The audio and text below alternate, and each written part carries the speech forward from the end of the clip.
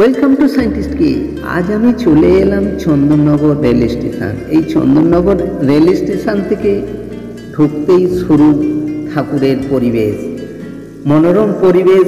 এই প্রকৃতির চন্দননগরের পুরো ঠাকুরগুলোই আমি আপনাদেরকে দেখাবো পরপর, পুরোটাই দেখতে থাকুন।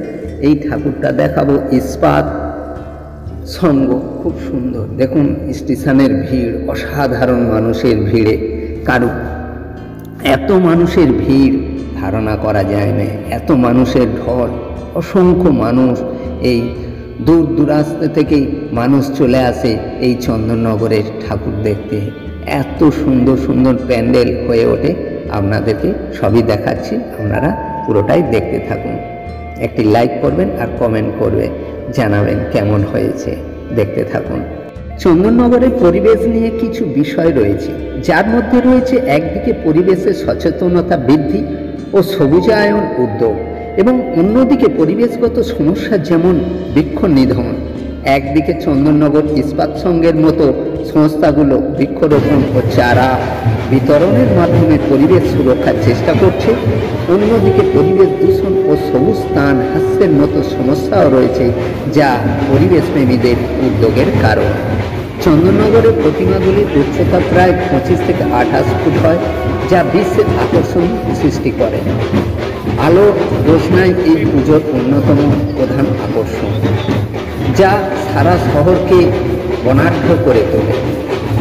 এখানকার জগদ্ধাত্রী পুজো তার প্রাচীন ঐতিহ্য এবং ঐতিহ্যের জন্য বিখ্যাত। প্রতিমা বিসর্জনের সভাও দেখতে প্রচুর ভিড় হয় এই চন্দননগরে। হুগলির অন্যতম ঐতিহাসিক শহর হল চন্দননগর। এখানকার প্রধান উৎসব জগদ্ধাত্রী পুজো। বাংলায় জগদ্ধাত্রী পুজো প্রথম কৃষ্ণনগরে শুরু হয়। রাজা কৃষ্ণচন্দ্র এই পুজো শুরু করেছিলেন। সেখান থেকেই এই পরবর্তীকালে এই পুজো আসে হুগলি চন্দননগরে। প্রচারের দিক থেকে কৃষ্ণনগরের তুলনায় অনেকটাই এগিয়ে চন্দননগর। পশ্চিমবঙ্গের অন্যান্য জায়গায় এই পুজো দুদিন হয়, চলতে থাকে, কিন্তু এখানকার পুজো দুর্গা পুজোর মতো 4 দিনই হয়ে থাকে। আপনারা দেখতে থাকুন।